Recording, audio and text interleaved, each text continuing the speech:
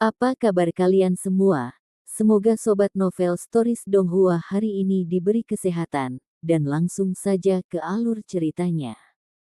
Episode ke-21, dengan judul Simbol Inskripsi Magang. Langsung ke dalam alurnya. Tai Feng tidak mengira Muyi akan bereaksi sebesar itu. Dia berkata, ya, itu 100 tael emas.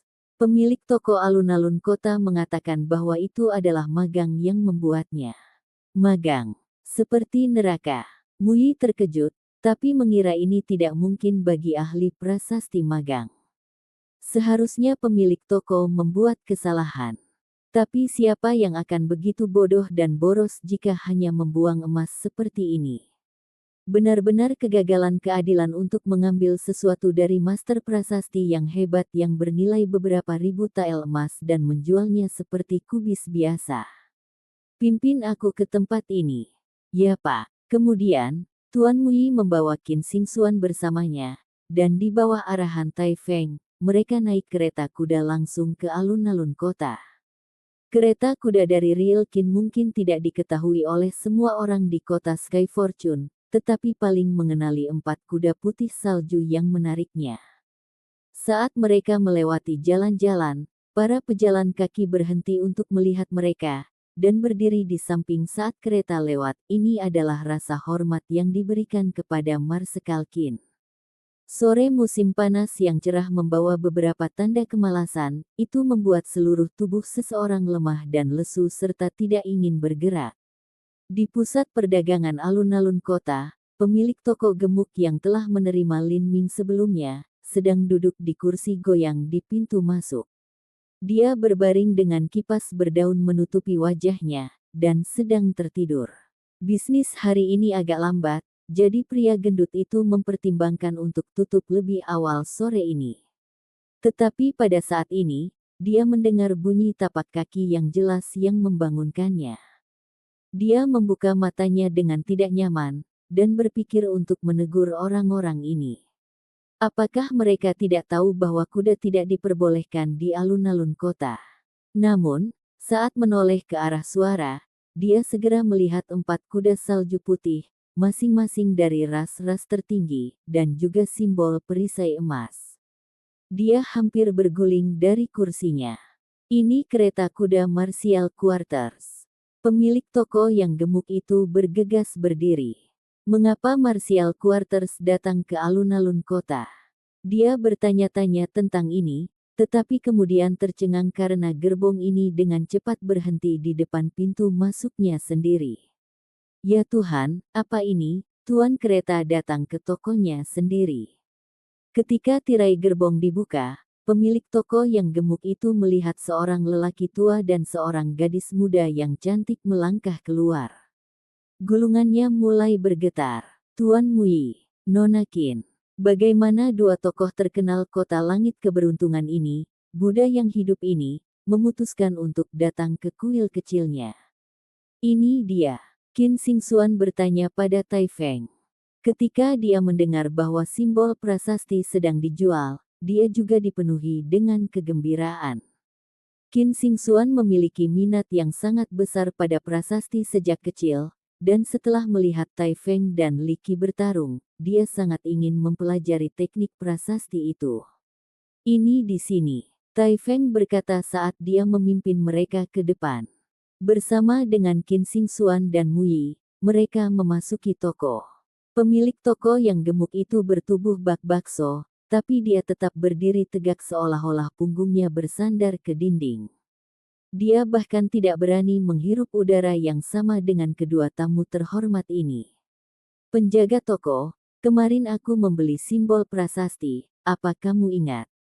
Tai Feng berada di tingkat kelima dari transformasi tubuh. Dia juga menyerupai golem baja berjalan, seluruh tubuhnya ditutupi dengan bekas luka seperti dia datang dari medan perang yang jauh dan berbahaya. Tentu saja dia meninggalkan kesan yang mendalam pada pemilik toko. Pemilik toko itu mengangguk. Aku ingat, itu adalah simbol prasasti murid, 100 tael emas. Pemilik toko yang gemuk itu takut. Apakah ada masalah dengan simbol prasasti magang? Jika ada masalah dan orang-orang ini datang untuk mempertanggungjawabkannya, maka tidak ada yang bisa dia lakukan selain berbaring dan mati. Sial, dia seharusnya tidak membiarkan bocah itu menyewa tempat. Tapi tetap saja, itu hanya simbol prasasti level magang, item lapis kedua. Mengapa Martial Quarters terlibat dalam hal ini? Aku dengar kamu punya yang lain, di mana? Mui tidak sabar bertanya. Pemilik toko yang gemuk itu menunjuk ke rak di sudut, tempat selembar kertas kuning kasar ditekan di balik panel kaca. Mui mengambil 3 langkah dan tiba di depan rak. Dia mengangkat gelas dan dengan hati-hati memegang kertas simbol di tangannya seperti bayi. Dia merasakan fluktuasi kekuatan jiwa yang berasal dari kertas, dan kemudian menghirup udara dingin, matanya dipenuhi dengan kebingungan. Bagaimana guru? Qin Xingxuan bertanya saat dia berjalan. Simbol prasasti ini. Mui mengambil nafas untuk menenangkan diri dan menenangkan diri. Bahkan dia tidak percaya apa yang dia katakan. Dalam prasasti ini kekuatan jiwa tidak dapat melampaui tahap ketiga dari transformasi tubuh, itu, bahkan mungkin lebih rendah. Petik 2. Qin Xingxuan merasakan jantungnya melonjak. Dia mengambil kertas simbol dan juga memeriksanya dengan kekuatan jiwanya. Benar-benar seperti yang dia katakan. Ketika Tai Feng mengatakan simbol prasasti adalah karya seorang magang, Qin Xingxuan tidak percaya itu mungkin dan berasumsi dia telah ditipu, tapi sekarang dia telah terbukti salah, tidak terbayangkan. Dia berkata, mungkinkah seorang master prasasti dengan sengaja menekan kekuatan mereka yang sebenarnya ke tingkat ketiga dari transformasi tubuh, dan menciptakan simbol ini? Mui menjawab, periode kondensasi denyut nadi dan tahap Hautian memiliki kualitas kekuatan jiwa yang sama sekali berbeda dari seseorang di tingkat transformasi tubuh yang lebih rendah. Tidak hanya sangat sulit untuk ditekan, tetapi juga dapat membahayakan diri mereka sendiri. Tidak hanya tidak perlu atau bermanfaat untuk melakukannya, tetapi juga akan menurunkan kualitas simbol prasasti. Aku benar-benar tidak bisa memahami pikiran dari tetua yang menciptakan ini. Petik 2. Pemilik toko yang gemuk itu mendengarkan keduanya mendiskusikan simbol itu, dan merasakan otaknya mengalami korsleting dari semua emosi yang saling bertentangan. Dia awalnya mengira simbol prasasti itu memiliki beberapa cacat sehingga mereka datang untuk menanganinya, tetapi mendengarkan keduanya, tampaknya simbol prasasti itu memiliki arti tertentu, jadi mereka datang untuk menyelidikinya. Ini Pak Mui. Dia adalah salah satu dari 3 master prasasti teratas di keseluruhan kerajaan Sky Fortune. Bahkan dia kaget dengan seberapa kuat simbol prasasti ini. Pemilik toko yang gemuk itu merasa sangat menyesal. Jika dia tahu tentang ini lebih awal, dia tidak akan menjualnya dengan harga serendah itu. Tapi, kertas simbol itu dijual oleh beberapa pemuda yang tampak lusuh. Bagaimana dia bisa mendapatkan simbol prasasti yang begitu sengit? Pemilik toko ini, apakah Anda ingat siapa yang membawa simbol prasasti ini? Ya, tentu saja saya ingat. Pria gemuk itu mengangguk dengan cepat. Seorang anak laki-laki berusia sekitar 15 atau 16 tahun dengan pakaian biasa membawanya masuk. Saya juga memiliki alamatnya. Saat pria gemuk itu mengatakan ini, dia dengan cepat mulai membalik-balik buku catatannya. Pusat perdagangan selalu menjaga kontak sehingga mereka dapat mengirimkan komisi penjualan. Seorang pemuda berusia 15-16 tahun, segera setelah Qin Xingxuan mendengar ini, pikirannya melompat. Pikiran pertamanya adalah Lin Ming, anak laki-laki yang sangat membuatnya terkesan di departemen sitar. Apa itu dia? Transformasi tubuh tingkat 3 atau lebih rendah, magang prasasti, ini, mungkinkah dia? Sadar akan kemungkinan ini, Qin Xingxuan merasa hatinya bergetar. Jika memang benar, maka istilah jenius tidak cukup untuk menggambarkannya, dia hanya bisa digambarkan sebagai bakat mengerikan sekali seumur hidup. Pemilik toko yang gemuk itu gemetar saat dia bergegas mencari tahu alamatnya. Dia melihat nomor seri rak dan tergagap saat dia berkata, "Hebat, paviliun kejelasan besar." Anak laki-laki itu tinggal di paviliun kejelasan agung. Itu alamat yang dia tulis. Petik 2. Paviliun kejernihan besar. Ayo pergi, kata Mui. Begitu mereka naik ke gerbong, Qin Xingxuan berkata dengan prihatin, alamat ini ditinggalkan 8 hari yang lalu.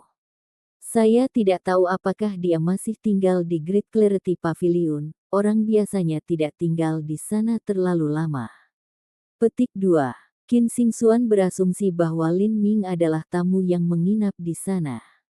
Great Clarity Pavilion adalah salah satu restoran termewah di Sky Fortune City. Itu memiliki aula pesta dan banyak kamar tamu, tetapi dalam keadaan biasa itu hanya untuk tempat tinggal sementara. Episode ke-22, dengan judul Kekuatan dan Kelezatan. Langsung ke dalam alurnya. Hari-hari ini Lin Ming telah berlatih membersihkan batu dengan punggung pisau yang rata.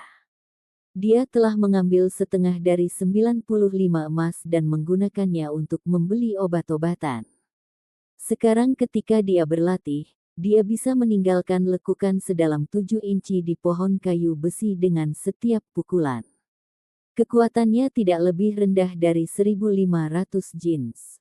Namun, dia masih belum mencapai batas tak berbentuk seperti yang dijelaskan dalam manual, Chaotic Virtuous Combat Meridians, di mana setiap kepalan tangan mengalir seperti sutra. Yang disebut mengalir seperti sutra, hanyalah mengendalikan kekuatannya sendiri. Segera setelah dia menyelesaikan ini seperti yang dijelaskan dalam Chaotic Virtuous Combat Meridians, maka, jika dia meninju pohon kayu besi, dia akan membiarkan kulit kayunya tidak bercacat, tetapi kayu bagian dalamnya akan hancur. Lin Ming masih belum mencapai batas mengalir seperti sutra ini. Lin Ming meminum semangkuk sup obat, dan menanggalkan bajunya. Dia telah berlatih menebang batu seperti ini setiap hari, dan melalui metode ini, perlahan mulai memahami bagaimana mengontrol kekuatannya. Dapurnya panas, dan dengan menggunakan punggung pisau, kekuatan yang dikonsumsi Lin Ming meningkat beberapa kali lipat.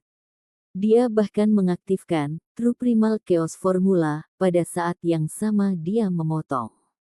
Keluarkan keringat dengan cepat mengalir di tubuhnya. Saat ini, dia tidak mengatakan bahwa simbol prasastinya telah menimbulkan kontroversi yang tidak terlalu kecil. Tuan Mui, Nona Qin, saya ingin secara pribadi menyambut Anda di pendirian kami. Jika Anda ingin masuk, kami telah menyiapkan kamar pribadi khusus untuk Anda. Saudari Lan sudah menerima berita sebelumnya dan tiba di pintu masuk utama untuk menyambut para tamu yang terhormat. The Great Clarity Pavilion dan restoran kelas atas lainnya serta ruang khusus yang disiapkan untuk tamu terhormat dan tamu terkenal lainnya. Para tamu ini seringkali tidak suka makan di alam terbuka, sehingga untuk menciptakan lingkungan yang lebih nyaman bagi mereka, ada beberapa kamar pribadi yang didirikan. Xiao Lian, siapkan teh musim semi biru terbaik yang kami punya, beritahu dapur untuk disiapkan dengan baik. Bawakan hidangan terbaik. Meskipun Great Clarity Pavilion sering menjamu banyak tamu terhormat, Mui dan Qin Xingxuan adalah krim masyarakat yang mutlak. Terlepas dari apakah itu Martial Quarters atau Imperial Palace, mereka memiliki beberapa master chef eksekutif yang berada di luar keterampilan koki Great Clarity Pavilion. Mereka tidak perlu datang ke sini untuk makan. Qin Xingxuan berkata, itu tidak perlu, kali ini tuanku dan aku datang ke sini untuk mencari seseorang. Oh, mencari seseorang. Ya, kudengar kau punya anak laki-laki berumur 15-16 tahun yang tinggal di sini. Sekitar setinggi saya, dan nama belakangnya adalah Lin. Qin Xingxuan mengatakan Lin Ming hanya yang terakhir, karena itu adalah praktik umum untuk ruang tamu yang hanya memiliki nama belakang yang terdaftar. Misalnya, Tuan Lin. Qin Xingxuan menebak bahwa Lin Ming bahkan mungkin bersama tuannya, jika demikian, pendaftarannya tidak akan berada di bawah Lin. Pemuda berusia 15 atau 16 tahun. Saudari Lan memikirkan hal ini lalu bertanya kepada Xiao Lian, apakah baru-baru ini kita memiliki seorang pemuda yang tinggal di sini? Xiao Lian menggelengkan kepalanya dan berkata, saya tidak ingat, tapi saya akan memeriksa buku log untuk melihat. Setelah Xiao Lian pergi, Sister Lan menjamu Qin Xingxuan dan Muyi saat mereka duduk. Setelah beberapa waktu, Xiao Lian kembali dan berkata, saya memeriksa buku log, dan belum melihat rekaman seorang pria muda yang datang baru-baru ini. The Great Clarity Pavilion adalah sebuah bangunan yang sering dikunjungi oleh para profesional dan tokoh-tokoh bisnis tingkat atas. Mereka cenderung menjadi orang yang lebih tua. Ada sangat sedikit keluarga yang datang dan tentu saja sangat jarang pria muda. Muyi mengerutkan kening dan berkata, tidak dalam 10 hari terakhir ini. Bagaimana? 8 hari yang lalu pemuda itu berada di Great Clarity Pavilion. Petik 2. Sister Lan dengan serius memikirkan hal ini dan berkata, Pavilion Kejelasan Agung kita tidak memiliki banyak anak lelaki atau perempuan yang tinggal di sini. Mungkin, jika Anda mencari seseorang dengan nama belakang Lin, dapur kami memiliki satu dan dia telah berada di sini sebulan, tapi dia seharusnya tidak menjadi orang yang dicari Nona Qin. Petik 2. Saudari Lan mengira Qin Xingxuan dan Muyi datang untuk mencari junior dari suatu keluarga aristokrat. Meskipun Lin Ming memiliki cerita yang menarik di dapur sejauh ini, latar belakang keluarganya biasa-biasa saja dan kultivasi seni bela dirinya tidak tinggi. Dia seharusnya tidak berurusan dengan bela diri. Dapur. Qin Xingxuan berkata dengan sedikit kejutan. Dia adalah seorang debonair, dia adalah seorang anak muda yang sangat bertanggung jawab, itu adalah pekerjaan di mana seseorang mengiris daging. Saudari Lan melihat Qin Xingxuan tidak tahu apa pekerjaan menebang batu, jadi dia menjelaskan kepadanya. Mengiris daging, tidak memungkinkan. Muyi mendengarnya dan tidak berharap banyak. Bagaimana bisa seorang ahli prasasti yang terhormat menjadi pengiris daging? Tapi Qin Xingxuan tidak menyerah. Dia terus menekan, siapa namanya? Saya tidak terlalu yakin, dia berbicara sangat sedikit. Kami hanya tahu nama belakangnya adalah Lin. Dia seharusnya bekerja di dapur saat ini. Apakah Anda ingin melihatnya? Petik 2. Memimpin. Qin Xingxuan mengangguk saat dia berdiri. Mereka mengikuti Sister Lan dan tiba di dapur Great Clarity Pavilion. Saat membuka pintu, Qin Xingxuan merasakan embusan udara panas dan uap membungkusnya. Saat itu di akhir musim panas, dan dikombinasikan dengan panas dapur, sangat panas tak tertahankan. Qin Xingxuan hanya memutar kekuatan jiwanya dan menyebarkan udara kering dan panas, dan memasuki dapur bersama dengan Sister Lan. Para koki dapur melebarkan mata mereka dengan takjub, beberapa rahang pria muda hampir mencapai lantai. Great Clarity Pavilion memiliki banyak tamu terhormat yang masuk dan keluar, jadi para pelayan dan koki ini memiliki pengalaman dan pengetahuan yang luas tentang siapa yang penting. Banyak dari mereka mengenali Qin Xingxuan dan tidak mempercayai mata mereka. Di seluruh Sky Fortune City tidak ada orang yang belum pernah mendengar namanya atau mengetahui bakatnya yang luar biasa. Mengapa dia datang ke dapur Great Clarity Pavilion? Sister Lan akhirnya berhenti dan menunjuk ke sebuah ruangan tak jauh dari sudut dapur, di sana. Dapur Great Clarity Pavilion sangat besar, dan Lin Ming bekerja di kamarnya yang kecil.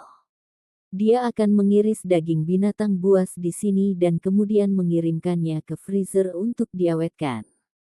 Pintu terbuka dan Qin Xingxuan mengintip ke dalam.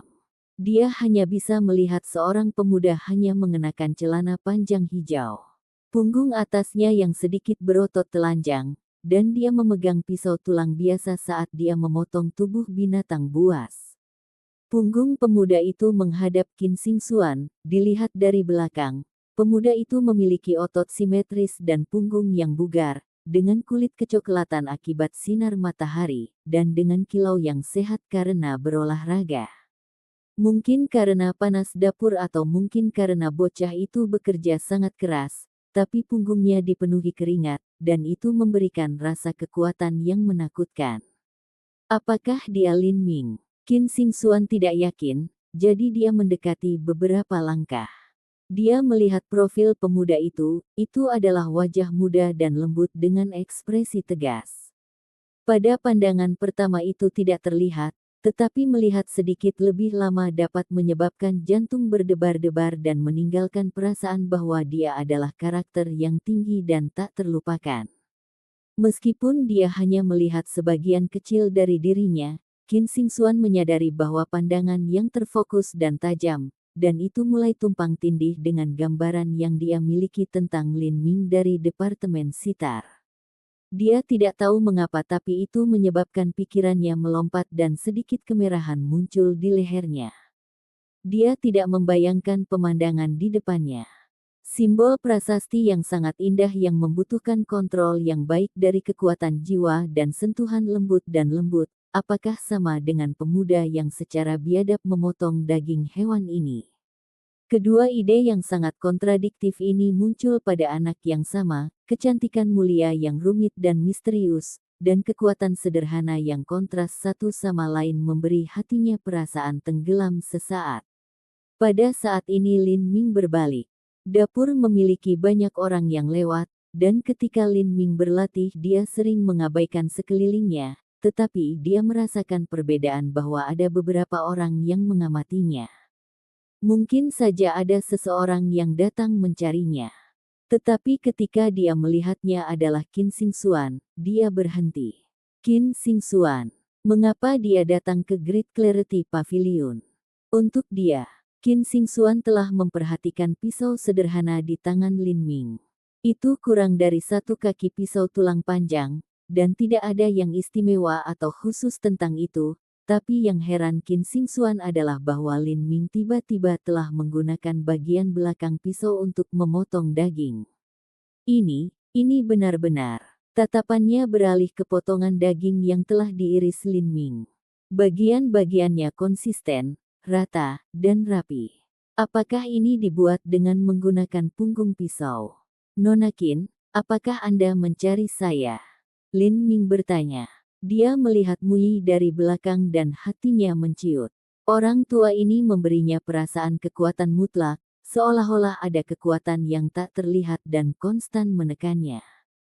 Latar belakangnya kemungkinan besar adalah pembangkit tenaga listrik top, mungkin beberapa master di tahap kondensasi pulsa atau bahkan tahap Hautian yang lebih langka.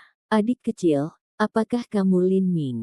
Orang tua itu bertanya pada Lin Ming dengan senyum di wajahnya. Lin Ming mengangguk, dia tidak bisa menyembunyikan apapun dari seorang master pada level ini. Ia menduga hal itu karena penjualan kedua simbol prasasti tersebut dibawa ke perhatian lelaki tua ini. Meskipun dia sudah berasumsi bahwa simbol prasasti akan diperhatikan orang lain, dia tidak berpikir itu akan terjadi begitu cepat. Keadaan seperti ini mungkin merupakan keberuntungan, tetapi juga bisa menjadi bencana. Jika itu adalah keberuntungan, maka harga simbol prasastinya akan meningkat tajam dalam prestise dan harga, dan dia akan dapat memperoleh kekayaan yang dapat dia gunakan untuk membeli beberapa obat untuk dibudidayakan. Tetapi jika itu adalah musibah, maka karena kekuatannya rendah, dia akan seperti badak yang diburu dan dibunuh untuk diculik. Lin Ming tidak memiliki kemampuan untuk melindungi dirinya sendiri dan bahkan mungkin dikenakan tahanan rumah oleh pihak-pihak tertentu dan dipaksa untuk membuat simbol prasasti sepanjang hari. Sebelum Lin Ming memasuki rumah lelang, dia telah mempertimbangkan semua poin ini. Dia telah berpikir untuk mengubah identitas dan penampilannya, tetapi dia tidak tahu keterampilan yang mendalam untuk melakukan itu, dan terlebih lagi baru berusia 15 tahun sehingga ilusi apapun dengan mudah akan rusak. Cepat atau lambat, keterampilan menulisnya akan menarik perhatian dan akan ada kekuatan besar yang menginvestasikannya. Dia hanyalah seorang anak laki-laki di tingkat pertama transformasi tubuh, dan tidak memiliki latar belakang yang bagus. Menggunakan beberapa trik ruang tamu murahan untuk menyamarkan dirinya dari kekuatan besar ini tidak berbeda dengan beberapa omong kosong tolol. Oleh karena itu, Lin Ming tidak berencana untuk menyembunyikan identitasnya, dan memikirkan cara yang berbeda. Episode ke-23, dengan judul Xiantian. Langsung ke dalam alurnya. Lin Ming tahu tidak ada gunanya menyembunyikan siapa dia, jadi dia memutuskan bahwa dia malah akan mengarang identitas seorang master untuk menenangkan pertanyaan apapun. Teknik prasasti tidak mungkin untuk dipelajari sendiri, apalagi sampai pada titik yang dia miliki di usia yang begitu muda. Di mata orang yang berakal sehat, kemungkinan besar Lin Ming memiliki semacam master prasasti legendaris yang mendukungnya, bahkan jika karakter ini sebenarnya tidak ada. Tentu saja ada juga resikonya. Dunia memiliki banyak orang gila, beberapa bahkan mengabaikan keberadaan orang seperti itu. Jika Lin Ming bertemu orang seperti itu, dia akan dalam bahaya. Tapi Lin Ming tidak lari dari risiko seperti itu, sebaliknya dia menghadapinya secara langsung. Dia membudidayakan seni bela diri, bagaimana dia bisa lari dari sesuatu hanya karena ada resiko bahaya. Jika dia takut pada setiap bayangan dan bayangan, maka tidak mungkin dia mencapai puncak jalur bela diri. Mui melihat Lin Ming waspada, dan dia berkata kepada semua orang di belakangnya, "Pergi." Dengan cepat, semua orang telah meninggalkan ruangan kecil ini termasuk Tai Feng. Segera hanya ada Mui dan Qin Xingxuan. Mui mengedarkan kekuatan jiwanya, dan sesuatu gelembung tak terlihat mengelilingi seluruh ruangan. "Adik kecil, saya tidak memiliki niat buruk. Ini hanyalah keterampilan penyegelan suara saya. Di bawahnya, tidak ada yang bisa mendengar apa yang kita katakan. Saya hanya ingin bertanya, apakah Anda yang menciptakan simbol prasasti berukir api itu?" Petik 2. Merupakan tradisi bagi master prasasti untuk memiliki gambar pribadi mereka sendiri yang mereka gunakan pada simbol prasasti. Itu mengidentifikasi siapa mereka, dan mewakili roh di balik jalur prasasti mereka. Lin Ming adalah api yang mengamuk yang mewakili keinginannya untuk menapaki jalur bela diri. Qin Xingxuan menahan napas, matanya lebar dan tidak berkedip saat dia menunggu jawabannya. Lin Ming ragu-ragu, mengangguk, dan berkata, "Itu aku." Karena dia memutuskan untuk berakting, maka dia akan melakukannya secara menyeluruh dan lengkap. Hanya dengan begitu dia akan berada dalam posisi yang kuat dan orang lain akan percaya bahwa master misterius di belakangnya adalah sosok legendaris yang tidak bisa tersinggung. Meskipun mereka sudah mengharapkan ini, setelah mendengar penegasan Lin Ming, Mui tersentak, dan khususnya mata Qin Xingxuan membelalak karena terkejut. Dia juga seorang inskripsionis, jadi dia tahu. Dia tahu bahwa sangat sulit untuk menjadi master prasasti pada usia 15 tahun. Qin Xingxuan mengerti bahwa untuk setiap gunung, akan selalu ada yang lebih tinggi. Kerajaan keberuntungan langit hanyalah negara bagian kecil di keseluruhan benua tumpahan langit.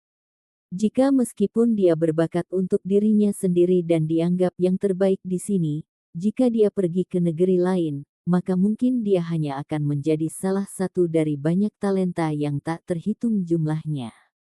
Tapi, Qin Xingxuan masih belum meninggalkan negara itu sebelumnya.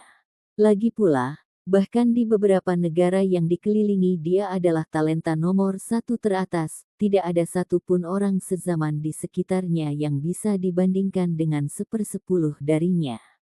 Bakat bela diri peringkat 6, selain bakat prasasti yang tidak ada duanya di kerajaan Sky Fortune, Qin Xingxuan benar-benar diberkati oleh surga dan belum menemukan kecocokan di generasinya.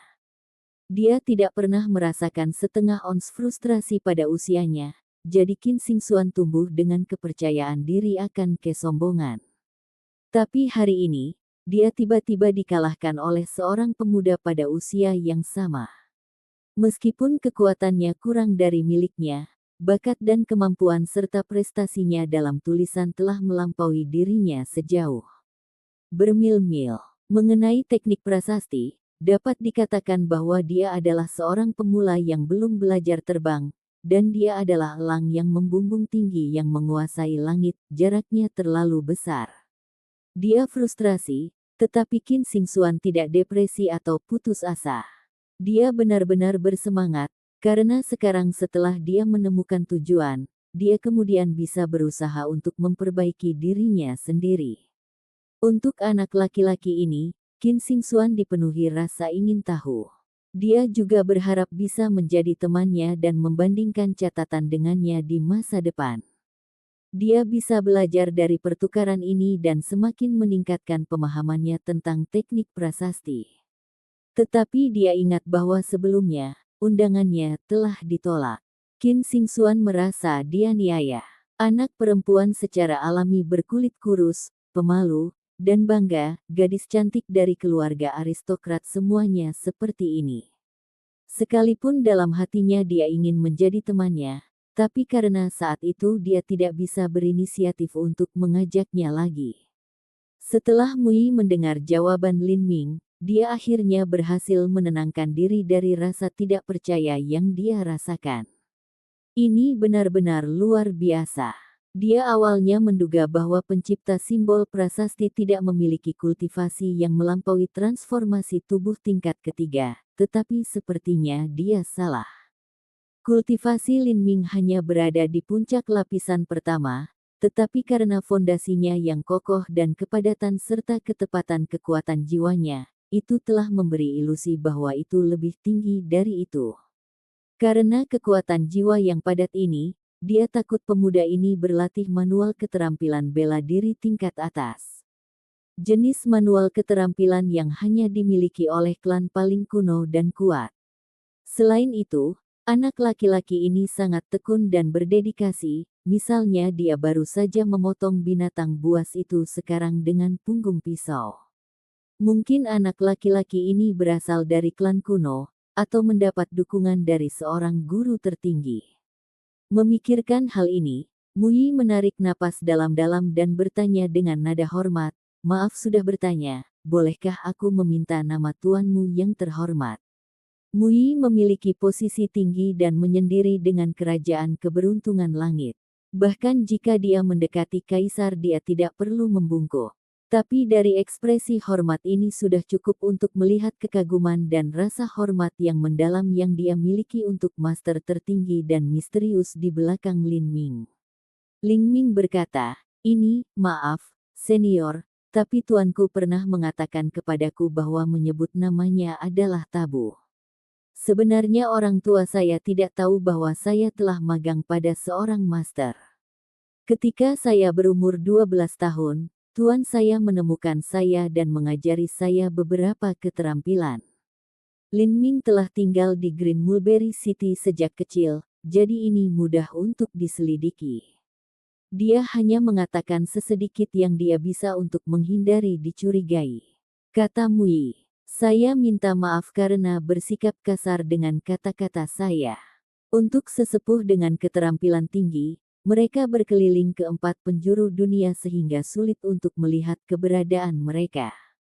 Saya seharusnya tidak bertanya begitu gegabah, hanya saja teknik prasasti adik kecil itu begitu luar biasa sehingga tidak mungkin dimiliki seseorang dari kerajaan Sky Fortune. Mungkin seseorang dari sekte kuno. Mui berkata bahwa dia tidak ingin bertanya siapa Tuan Lin Ming, tetapi dia masih samar-samar dan ingin menanyakan beberapa informasi. Bagaimanapun, master legendaris seperti ini jarang terlihat bahkan sekali, jika ada, maka mungkin itu bisa menjadi keberuntungan mereka sendiri. Mui sudah terjebak di puncak batas Hautian untuk waktu yang sangat lama. Dia selalu ingin melewati ambang pintu ke tahap berikutnya. Tapi tanpa bimbingan, satu langkah sederhana jurang yang tak bisa dilewati.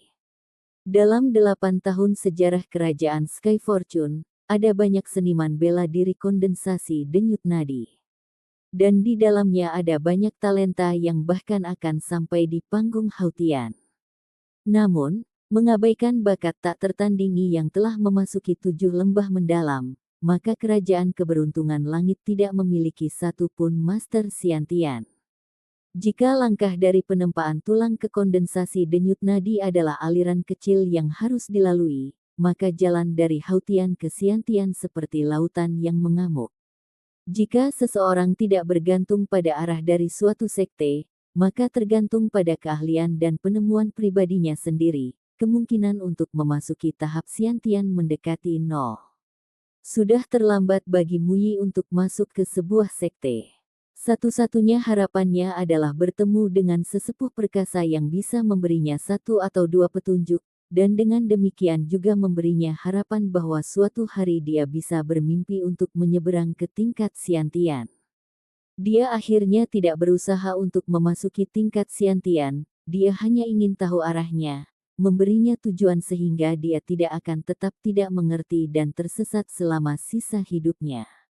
Lin Ming berkata, "Tuanku adalah seorang pertapa, tetapi dia pernah berkata bahwa dia telah memasuki sebuah sekte." Setelah Mui mendengarnya, dia merasa sedikit iri. Dia tidak memiliki keberuntungan untuk memasuki sekte, tetapi Tuan Lin Ming sudah meninggalkan sektenya. Dia berkata, "Kultivasi tuanmu pasti sangat tinggi jika dia meninggalkan sektenya untuk bepergian. Dia mungkin telah mencapai batas dari suatu batas tinggi. Mungkinkah dia berada di atas panggung Siantian?" Petik 2. Bagi Mui, panggung Siantian adalah cita-cita yang sangat jauh. Untuk seniman bela diri yang bukan sekte, apalagi tahap Siantian, tahap di atasnya pasti lebih tak terbayangkan. Mendengar pertanyaan Mui, Lin Ming akhirnya mengerti maksud orang tua ini. Minatnya pada apa yang disebut Tuan ini sangat kuat. Matanya bersemangat dan penuh kesungguhan. Dia pasti sedang mencari jawaban untuk kultivasinya sendiri. Sangat sulit untuk melatih diri sendiri, lagi pula Mui sudah sangat tua, dia mungkin telah mencapai batasnya sendiri. Memikirkan hal ini, Lin Ming mempertimbangkan ingatan fragmen jiwa sesepuh. Kenangan ini, meskipun ada beberapa ingatan tentang kultivasi seni bela diri, namun tidak lengkap. Tapi tidak banyak nilainya, jadi mudah untuk mengatakan satu atau dua hal. Lin Ming berkata, "Saya tidak tahu apa itu master pembatas, tapi master pernah berkata bahwa cara bela diri dibagi menjadi dua bagian utama." Dia sekarang sedang memikirkan bagian kedua. Petik 2. Oh. Dua bagian yang mana? Mata Mui berbinar. Dia takut kehilangan satu kata pun, karena dia tahu bahwa kesempatan untuk mendengarkan kata-kata dari seorang senior yang terpelajar benar-benar berharga. Mata Qin Xingxuan juga cerah, dan dia tidak berkedip saat dia mendengarkan Lin Ming dengan perhatian penuh. Episode ke-24, dengan judul Memahami. Langsung ke dalam alurnya. Lin Ming berkata, "Seni bela diri dibagi menjadi dua bagian utama. Pertama-tama kembangkan jalan bela diri, dan kemudian pegang prinsip-prinsip untuk mencapai pencerahan." Mengolah jalan bela diri berarti mengolah tubuh. Mencerahkan diri sendiri berarti menumbuhkan jiwa. Guru sering berkata bahwa kehidupan adalah lautan kepahitan yang tak terbatas. Budidaya adalah jalur melintasi perairan. Mengolah tubuh berarti membuat perahu yang bisa menyeberangi lautan, dan melatih jiwa berarti membuat dayung untuk menggerakkan perahu. Petik 2. Jika seseorang tidak melatih tubuhnya, maka perahunya tidak akan kokoh atau kuat, badai akan dengan mudah membalikkannya. Jika seseorang tidak menumbuhkan jiwa, maka motivasi dan kemauan mereka tidak akan cukup, dan bahkan jika takdir pertemuan mereka sudah dekat, mereka tidak akan dapat tiba di pantai yang jauh. Petik 2. Tapi kultivasi tubuh dan kultivasi jiwa adalah perbedaan dalam transisi dari tahap Hautian ke tahap Siantian. Sebelum Hautian, seniman bela diri akan melatih tubuh, setelah Siantian, seniman bela diri akan melatih jiwa. Petik 2. Setelah Siantian, mengolah jiwa. Begitu mendengarnya, Muyi terkejut dan merasa akan pingsan. Tidak heran selama bertahun-tahun dia berlatih dia tidak bisa mengambil langkah kecil itu. Dia menyadari bahwa dia telah menuju ke arah yang salah sepanjang waktu. Dia tidak membayangkan panggung Xiantian menjadi seperti ini. Dia bergumam, dan apa arti Xiantian? Lin Ming berkata, guru pernah berkata bahwa jawabannya terletak pada bagaimana bayi bernapas di dalam rahim. Dia berkata bahwa ketika manusia masih bayi di dalam kandungan, mereka tidak dapat bernapas melalui hidung atau mulut, tetapi harus bergantung pada ibu untuk memberi mereka makanan melalui koneksi mereka saja. Beginilah cara mereka bernapas. Ini adalah karakteristik Xiantian. Setelah manusia lahir maka mereka bisa bernafas melalui hidung dan mulut. Udara duniawi ini dipenuhi dengan kotoran yang berangsur-angsur menumpuk. Inilah ciri-ciri Hautian. Dalam tahap Xiantian jiwa memasuki keadaan ketenangan dan kedamaian yang tak tertandingi. Tubuh mereka mengubah cara mereka berinteraksi dengan lingkungannya dan jiwa menjadi sadar akan dunia dan mampu berkomunikasi dengan alam, bahkan mampu menggerakkan kekuatan langit dan bumi dengan kekuatan jiwa. Itu Xiantian yang sebenarnya. Jadi, begitulah, Muyi bergumam pelan. Matanya menunjukkan kekaguman dan kekecewaan. Anak laki-laki muda ini dengan santai mengucapkan beberapa kata yang mirip dengan pencerahan kuno. Jika anak laki-laki ini memiliki ajaran ini, dibimbing oleh manual skill Xiantian tingkat atas, maka dia akan segera menjadi master seni bela diri. Sekte dan klan dapat mengandalkan warisan dan warisan mereka. Seorang seniman bela diri yang mencoba meraba-raba tidak akan mungkin memikirkan hal-hal ini. Muyi meratap, betapa menggelikan. Untuk berpikir bahwa saya mencapai kondensasi denyut nadi pada usia 36 tahun dan kemudian mencapai Hautian pada usia 50 tahun, dan setelah itu saya menghabiskan 60 tahun melelahkan semua upaya saya untuk melangkah ke alam Xiantian. Dan saya telah salah sepanjang waktu. Saya telah memulai jalan yang salah selama ini. Saya telah menyia-nyiakan 60 tahun. Disayangkan. Sungguh disesalkan. Petik 2. Wajah Muyi tampak bersemangat, namun emosinya sangat kompleks. Lin Ming berdiri di samping dan menyaksikan, hatinya mendesah. Orang tua ini tidak mewarisi warisan, namun ingin masuk ke perbatasan Xiantian, ini secara alami tidak ada harapan. Seseorang membutuhkan warisan dan pemahaman sekte untuk mencapai ini, tetapi sekte mana yang tidak dengan keras kepala mengontrol rahasia mereka agar tidak menyebar. Tidak hanya itu, tetapi dari Hautian ke Xiantian seseorang perlu mengembalikan jiwa mereka ke keadaan di dalam rahim. Ini membutuhkan obat-obatan yang paling berharga dan langka. Metode produksi obat-obatan dan bahan langka ini dikontrol dengan ketat oleh sekte. Belum lagi orang biasa, tapi bahkan keluarga kerajaan tidak bisa membelinya. Jadi bahkan jika Lin Ming memberitahu Muyi ingatannya ini, bahkan jika dia ingin menggunakannya untuk maju ke tahap Xiantian, itu sama sekali tidak mungkin.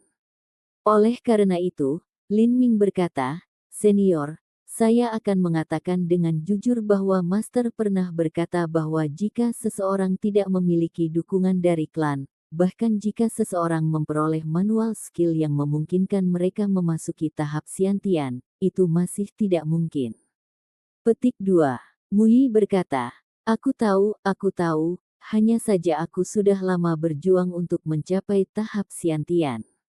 Ini adalah harapan seumur hidupku. Bahkan jika saya tidak dapat mencapai keinginan saya ini, tetapi setidaknya membiarkan saya melihat arahnya dan mengetahui di mana kesalahan saya, maka saya juga bisa mati dengan damai dan tanpa penyesalan. Petik 2. Meskipun Muyi mengucapkan kata-kata ini dengan mudah, nada di belakangnya adalah kesepian. Lin Ming juga tak terhindarkan menghela nafas dengan emosi. Jika dia tidak mendapatkan kubus ajaib mistik itu, maka mungkin dia juga akan menjadi seperti Muyi, Setelah mencapai tahap hautian dia akan selamanya mencoba melacak impian seumur hidup ilusi untuk mencapai alam siantian, dan pada akhirnya akan menahan penyesalan ini bahkan ketika dia meninggal. Muyi merenung untuk waktu yang lama, dan akhirnya berkata kepada Lin Ming, teman kecil, saya merasa seperti teman lama bahkan setelah bertemu untuk pertama kalinya. Jika teman kecil ini tidak mempermasalahkan hari tua saya ingin berteman baik dengan Anda. Petik 2. Lin Ming juga memiliki kesan yang baik tentang Muyi yang dengan sungguh-sungguh mengejar seni bela diri sepanjang hidupnya. Dia berkata, Lin Ming juga ingin menjadi temanmu. Haha, maka tidak ada hari lain yang seberuntung hari ini. Mari kita turun dan berpesta di Great Clarity Pavilion. Kami akan minum anggur dan berbicara dengan cepat dan gratis. Bagaimana dengan itu teman baik? Petik 2. Lin Ming sedikit ragu-ragu, dan kemudian setuju. Dia juga berkata, senior, tentang teknik prasasti, saya ingin meminta senior untuk merahasiakannya untuk saya. Meskipun Lin Ming menciptakan master imajiner untuk dirinya sendiri, dia juga ingin menghindari mereka yang dibutakan oleh keserakahan dan mengambil risiko apapun yang terjadi. Oleh karena itu, lebih baik bersikap rendah hati tentang teknik prasasti ini. Muyi menebak dengan benar kekhawatiran Lin Ming dan berkata, adik Lin merasa lega. Selama Martial Quarters of Sky Fortune City ada, saya jamin keamanan mutlak Anda. Selama adik laki-laki menemui masalah sama sekali, maka kirimkan saja saya jimat transmisi suara dan saya akan menanganinya secara pribadi. Tentang ini, tapi sekarang saya mungkin tahu segalanya, tapi, mengapa adik kecil Lin harus menjual simbol prasasti dan juga bekerja di Paviliun Kejelasan Agung? Apakah ini untuk latihan? Petik 2. Mendengarkan Muyi menanyakan hal ini, Lin Ming memaksakan senyum dan berkata, itu karena alasan ekonomi. Guru mengajari saya tetapi tidak pernah memberi saya uang. Keluarga saya biasa-biasa saja, jadi tidak cukup bagi saya untuk berkultivasi di jalur bela diri. Seperti itu pasti cara seniman bela diri sejati. Tidak ada kemarahan, tidak ada pemborosan, tidak ada keserakahan, tidak ada kemalasan, dan kesulitan sejati untuk menempa semangat. Guru Anda pasti secara sadar membuat keputusan yang terinformasi dan berpengalaman ini, karena dia secara alami memiliki alasan dan kebenarannya sendiri. Begitulah masalahnya, meskipun saya tidak tahu apakah ini bertentangan dengan pendapat Tuan Anda, tetapi jika adik laki-laki Lin masih ingin menjual simbol prasasti Anda, saya dapat membelinya dengan harga pasar. Jika itu adalah simbol prasasti yang diukir nyala api, apakah 3.000 tael emas cukup? Setelah Lin Ming mendengar harga ini, hatinya hampir melompat keluar dari dadanya, 3.000 tael emas. 3.000 tael emas, tapi karena dia punya 3, itu berarti 9.000 tael emas. Meskipun Lin Ming mengharapkan simbol tulisannya naik harganya, dia tidak mengira dia bisa menerima 9.000 tael emas. Konsep apa itu 9.000 tael emas? Restoran keluarga Lin Ming juga dihargai 3.000 tael emas. Jika dia bisa membeli restoran itu maka orang tuanya tidak perlu bekerja keras setiap hari. Dia akan memiliki 6.000 tael emas yang tersisa dan dapat digunakan untuk obat-obatan. Dia bisa membeli pil transformasi tubuh atau mengubah pil otot dan memakannya seperti nasi. Sedangkan untuk ginseng darah dan obat-obatan lainnya, dia bisa memakan satu dan membuangnya, karena bagi Lin Ming, membuat simbol prasasti lain adalah hal yang mudah. Lin Ming menenangkan kegembiraan di dalam hatinya dan berkata kepada Muyi, terima kasih banyak, senior. Muyi secara alami melihat kegembiraan Lin Ming. Ketika Lin Ming bersama tuannya, dia menjalani kehidupan yang sederhana dan miskin, tetapi sekarang dia tiba-tiba tiba di ibu kota yang hidup ini. Seorang pemuda berusia 15 tahun akan merasa sulit untuk menolak semua keajaiban dan kekaguman serta harta yang dunia tawarkan. Muyi berkata, simbol prasasti adik Lin secara alami pada harga ini. Juga, tolong jangan panggil aku senior. Nama saya Muyi, nama lengkap saya Muyi Zuo, hanya Muyi saja. Petik 2. Ini, Lin Ming sedikit ragu-ragu. Meskipun dia tidak tahu siapa lelaki tua ini, dia hanya perlu melihat sikap Qin Xingxuan untuk mencurigai bahwa status pria ini tinggi.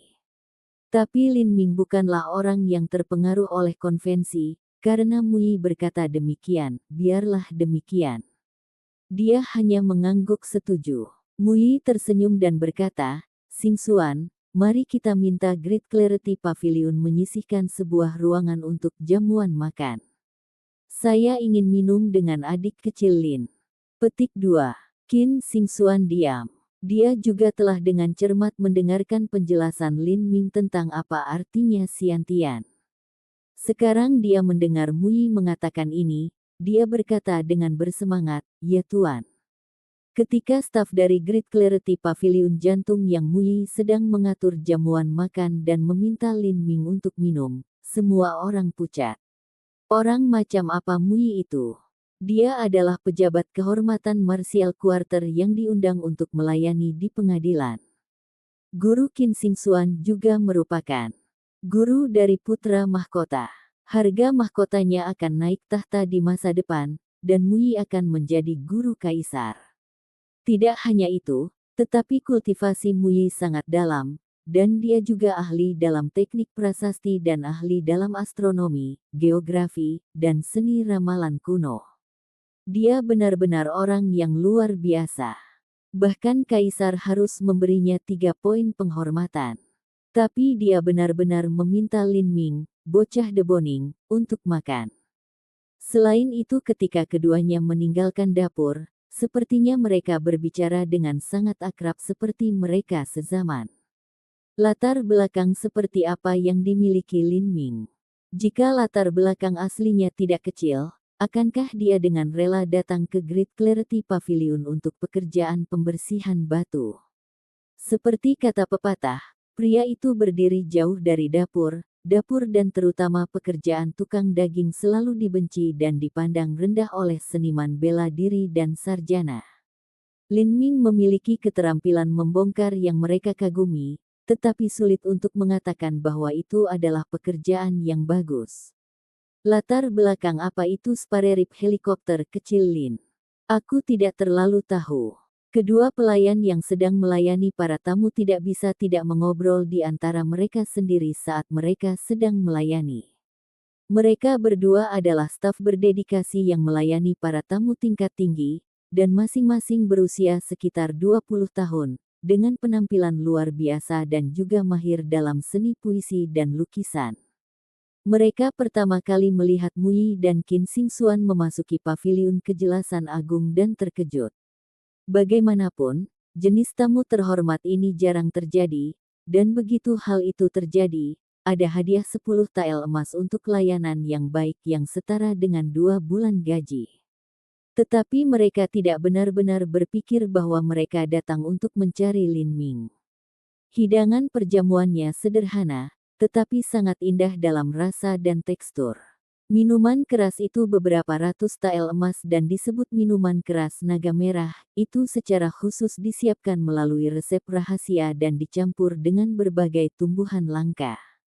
Seorang seniman bela diri yang meminum ini dapat menyembuhkan luka dalam mereka dan mempromosikan tubuh yang lebih kuat dan bugar bersama dengan tingkat kultivasi yang lebih tinggi. Namun metode pembuatannya rumit dan bahan yang digunakan sangat berharga. Jangankan Lin Ming, bahkan junior bangsawan tidak mampu menikmatinya. Dalam perjamuan, Muyi ingin bertanya kepada Lin Ming apakah dia ingin tinggal di bela diri, tetapi Lin Ming berpikir akan merepotkan untuk berlatih seni bela diri di sana sambil mencegah orang menemukan rahasianya, jadi dia menolak dengan sopan. Muyi dipaksa untuk menyerah, tetapi karena itu pendapatnya tentang Lin Ming meningkat. Sebelum pergi, dia meninggalkan 9.000 tael emas bersama dengan kartu VIP ungu keemasan. Melalui kartu ini dimungkinkan untuk menerima diskon 10% dari setiap toko yang berada di bawah yurisdiksi Kamar Dagang, dan di Sky Fortune City hampir setiap kapal besar berada di bawah mereka. Dia akhirnya berhasil mendapatkan 9.000 tael emas. Dia melihat uang kertas emas tebal ini dan merasa sangat bersemangat. Darahnya mendidih dan akhirnya dengan bangga mengangkat kepalanya. 9.000 tael emas dan dia akan mengirim 3.000 tael emas ke orang tuanya. Dia akan memiliki cukup sisa untuk membeli obat untuk dengan mudah masuk ke tahap kedua dari transformasi tubuh. Jika dia mendapatkan obat-obatan yang berharga dan meningkatkan efeknya dengan teknik prasasti, kemudian bahkan menembus periode kondensasi denyut nadi akan menjadi masalah yang mudah. Dia telah ditakdirkan untuk melangkah jauh di jalur seni bela diri. Jika dulu Zhu Yan seperti gunung yang hanya bisa dilintasi Lin Ming dengan usaha keras, sekarang Zhu Yan hanya bisa menjadi batu loncatan di jalan seni bela dirinya. Lin Ming hanya akan menginjaknya untuk mencapai puncak yang lebih tinggi. Lin Ming sedang dalam mood yang bagus. Dia memberikan jimat transmisi suara untuk memberitahu Lin Xiaodong. Dong, ayo pergi, hari ini aku akan mentraktirmu berbelanja. Sampai jumpa di pintu masuk 100 Treasure Hall. Petik 2. Lin Xiaodong telah membantu Lin Ming berkali-kali. Jenis sentimen ini tak ternilai harganya. Dan sekarang situasinya sendiri lebih baik karena dia telah memiliki kekayaan, dia secara alami akan membantunya kembali. Seorang pria harus selalu membalas budi. Pergi belanja. Setelah Lin Xiaodong melihat jimat transmisi suara, dia berpikir, orang gila ini juga punya uang untuk menggunakan jimat transmisi suara. Episode ke-25, dengan judul Perdamaian Dunia Adalah Tugasku. Langsung ke dalam alurnya. Setelah Lin Xiaodong tiba di 100 Treasures Hall, Lin Ming sudah menunggu di sana. Saudara Lin, barang macam apa yang ingin kamu beli? Apakah Anda berhasil menjual ketiga kertas simbol itu? Petik 2. Lin Ming tersenyum dan berkata, saya mendapat keberuntungan dan terjual habis. Lin Xiaodong berteriak berlebihan. Orang bodoh apa yang dimanfaatkan? Ini juga bisa menjadi pertanda. Dia sedikit khawatir dan berkata, Saudara Lin, kamu menjual begitu banyak, jika orang datang mencari kita di masa depan mereka mungkin akan memukuli kita saudara. Lin Ming membentak, Anda benar-benar berpikir saya membuat beberapa prasasti palsu untuk menipu orang. Petik 2. Saya tidak mengatakan Anda sengaja menipu orang, saya hanya memikirkan apa yang terjadi jika simbol prasasti Anda tidak berfungsi. Jika kita menghabiskan 100 tael emas hari ini, ketika saatnya tiba kita mungkin tidak dapat membayar kembali uang itu. Lin Ming tersenyum dan menggelengkan kepalanya, jangan khawatir, sama sekali tidak ada masalah. Ayo belanja saja. Petik 2. Lin Ming mengatakan ini segera setelah dia melangkah langsung ke pintu masuk 100 Treasure Hall. Lin Xiaodong menatapnya dengan konyol. Dia berpikir bahwa mereka hanya akan bertemu di sini, dan kemudian mungkin pergi ke tempat lain seperti alun-alun kota atau tempat kecil lainnya untuk berbelanja. Dia tidak menyangka mereka akan langsung pergi ke 100 Treasure Hall. Tempat ini sering menjual barang dengan harga beberapa ratus atau ribuan emas, itu adalah salah satu toko termewah di seluruh Sky Fortune City. Saudaraku, kakak tersayangku, apakah kita benar-benar akan berbelanja di sini? Itu di sini, Lin Ming berkata saat dia memasuki toko. Pemilik toko agak mengenali Lin Ming karena dia juga berpakaian biasa, dan masih muda dan bertubuh kecil. Ini adalah tampilan yang sangat mencolok, dan setelah berpikir sejenak, penjaga toko itu ingat bahwa Lin Ming adalah pemuda yang mencoba menjual simbol prasasti kepadanya beberapa hari yang lalu. Pemilik toko segera tidak sabar dan berkata, kamu lagi, aku sudah bilang bahwa aku tidak akan mengambil simbol prasastimu. Lin Ming juga secara alami mengingat pemilik toko Hundred Treasure Hall ini. Awalnya ketika dia mengunjungi toko-toko pribadi, tidak ada pemilik toko yang memperlakukannya dengan hormat. Para pemilik toko ini sebenarnya bukanlah pemiliknya. Para bos biasanya berkarakter kaya dan tidak akan sering berada di toko. Mereka akan mempekerjakan beberapa pegawai atau penjaga toko untuk bertanggung jawab atas bisnis toko. Tentu saja, gaji mereka juga terkait dengan kinerja. Jadi pemilik toko ini secara alami akan memperlakukan junior dari keluarga kaya dengan hormat untuk mendapatkan beberapa persentase keuntungan. Lin Ming masih tetap asin dari pengalaman itu. Lin Ming berkata, simbol prasasti saya terjual. Saya di sini hari ini untuk berbelanja. Petik 2. Terjual. Mata pemilik toko menunjukkan sedikit sentuhan jijik. Dengan pengalamannya, simbol prasasti ini tidak bernilai uang. Dengan biayanya, paling banyak hanya beberapa lusin tael emas. Orang dusun pedesaan ini benar-benar orang dusun. Jika dia berpikir bahwa beberapa lusin dongeng tentang emas membuatnya menjadi orang kaya, maka itu sungguh lucu. Anak yang konyol. Pemilik toko tidak mengusirnya. Hundred Treasure Hall tidak mencantumkan aturan yang mengatakan hanya mereka yang memiliki uang yang diizinkan untuk datang. Lin Ming melihat rak pavilion yang mempesona yang ditumpuk tinggi dengan bahan berharga dan barang langka, sungguh menakjubkan untuk dilihat. Ginseng 100 tahun yang dibeli Lin Xiaodong untuknya hanya bisa dianggap barang inferior di sini. Ada juga obat-obatan langka dan berharga. Bahan, simbol prasasti kelas master, bahkan harta yang beberapa ribu tael emas.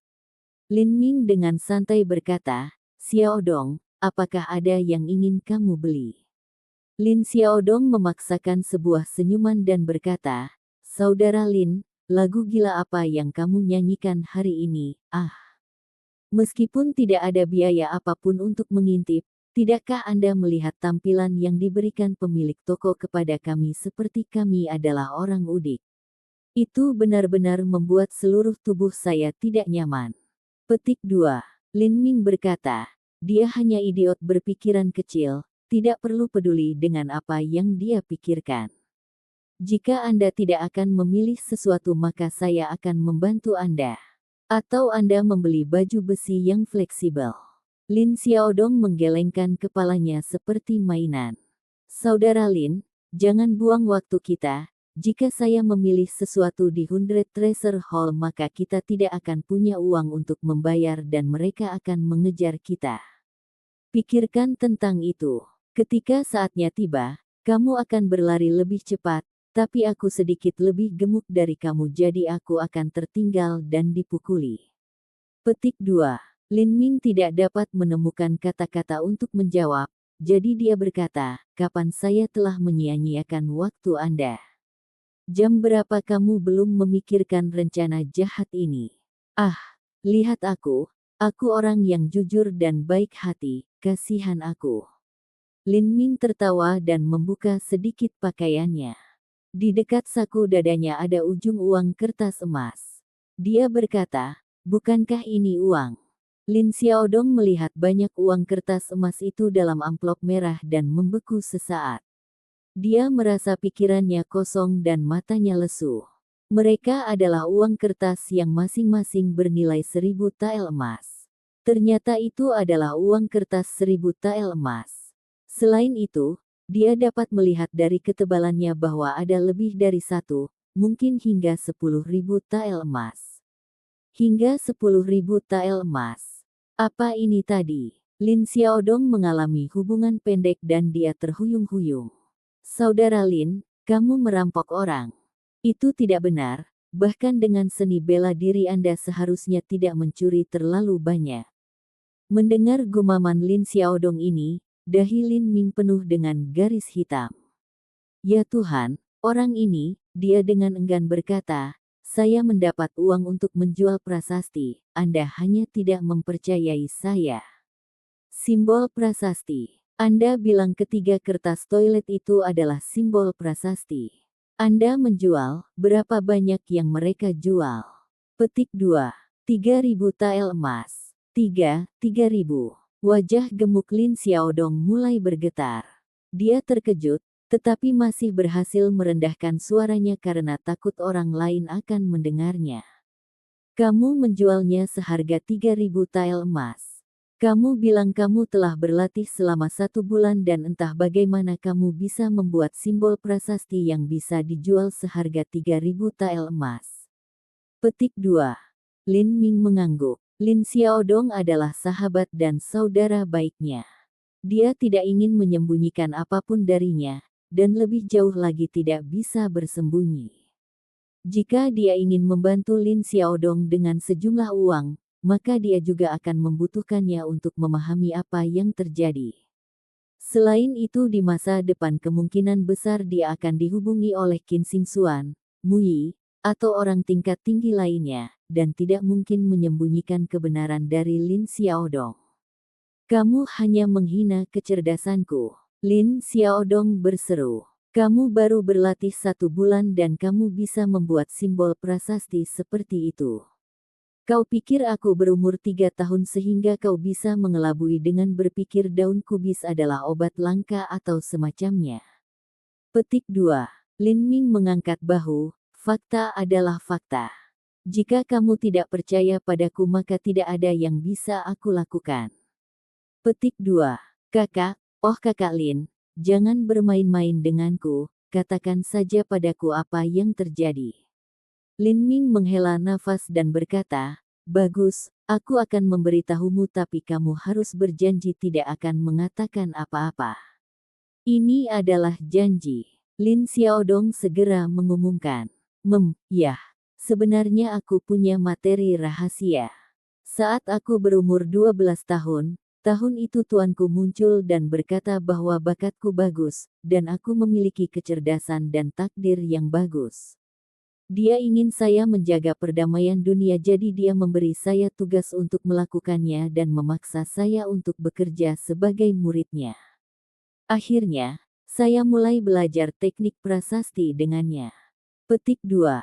Seolah-olah Lin Xiaodong merasa seperti dia makan lalat. Saudara Lin, bisakah kamu serius tentang itu?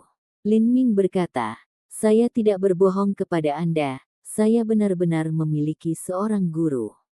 Hentikan, jika Anda memiliki master dan mempelajari prasasti selama bertahun-tahun lalu mengapa Anda bertanya kepada saya apa teknik prasasti itu? Lin Ming berkata, Tuan saya hanya mengajari saya keterampilan dan tidak memberi saya uang. Adapun teknik prasasti, meskipun saya mempelajarinya, saya tidak tahu apakah itu ada gunanya sampai Anda memberitahu saya, lalu saya tahu bahwa saya dapat menggunakannya untuk menghasilkan uang. Sial, Lin Xiaodong merasa seolah dunia sudah gila. Ini seperti dengan santai mengambil anak kucing kecil untuk dibesarkan dan diberi makan dan dibelai selama beberapa tahun dan kemudian menemukannya berubah menjadi wanita paling cantik, dan kemudian menjadikannya putri klan legendaris Kaisar Iblis yang digulingkan yang kebetulan jatuh cinta dengannya, kamu. Itu adalah kesempatan yang sama persis. Baik, nah, kamu mengerti sekarang. Ayo belanja. Lin Ming menarik Lin Xiaodong yang tidak berjiwa, dan terus memilih baju besi yang fleksibel. Lin Xiaodong bukanlah orang yang ambisius dan dia tidak suka berlatih seni bela diri. Dia cukup rajin untuk dapat mempertahankan statusnya sebagai keturunan langsung di keluarga Lin. Lin Ming berpikir baju besi yang fleksibel akan bagus sebagai asuransi jiwa. Bahan apa baju besi fleksibel ini? Lin Ming bertanya. Pemilik toko dengan tidak sabar menatap Lin Ming dan berkata, ini adalah harta karun toko berkualitas tinggi, deskripsinya ada di catatan yang dipajang di belakang meja. Lihat dirimu. Petik 2. Kata-katanya berisi ejekan yang mengejek Lin Ming karena datang ke toko berkualitas tinggi. Penjaga toko telah melakukan cukup banyak bisnis sehingga dia mengembangkan kemampuan bawaan untuk mengenali siapa yang akan membeli barang dan siapa yang tidak. Ketika beberapa orang kaya dan berkuasa datang ke toko, dia akan menyambut mereka dan membantu mereka, Tetapi mereka yang tidak memiliki uang akan dia abaikan. Belum lagi Lin Ming tidak hanya terlihat biasa tetapi telah datang beberapa hari yang lalu mencoba menjualnya beberapa tisu toilet. Anak laki-laki seperti ini tidak mungkin memiliki karakter yang baik, jadi pemilik toko tidak sabar. Lin Ming pergi ke tempat baju besi fleksibel itu dan membaca deskripsinya. Baju besi lembut ini dibuat dengan rami penggaris sepanjang hari sepanjang 10.006 kaki. Itu juga telah dicampur dengan beberapa ribu benang sutra ulat sutra akar kayu emas dan dibuat dari kombinasi lebih dari 20 teknik kerajinan tingkat lanjut. Harganya 392 tael emas. Armor fleksibel yang sangat baik semacam ini adalah harta karun. Itu bisa menahan serangan hingga lapisan keempat transformasi tubuh. Namun setelah lapisan keempat maka akan mudah pecah, sehingga Lin Ming tidak membutuhkannya. Itu adalah sesuatu yang jauh lebih cocok dengan Lin Xiaodong. Dia terus melihat sampai sesuatu menarik perhatiannya, itu adalah pil rusa emas dan pelet soul gathering. Sebelumnya, Lin Ming tidak meminum pil apapun karena biayanya terlalu tinggi. Pil dan pelet dibuat dari kombinasi jamu dan bahan mentah dari binatang buas dan kemudian memurnikannya. Itu jauh lebih baik daripada hanya menggunakan ramuan obat atau bahan binatang buas. Selain itu, karena formulanya, itu mungkin untuk mencapai efek yang tidak dapat dicapai oleh ramuan obat atau bahan binatang buas sendiri.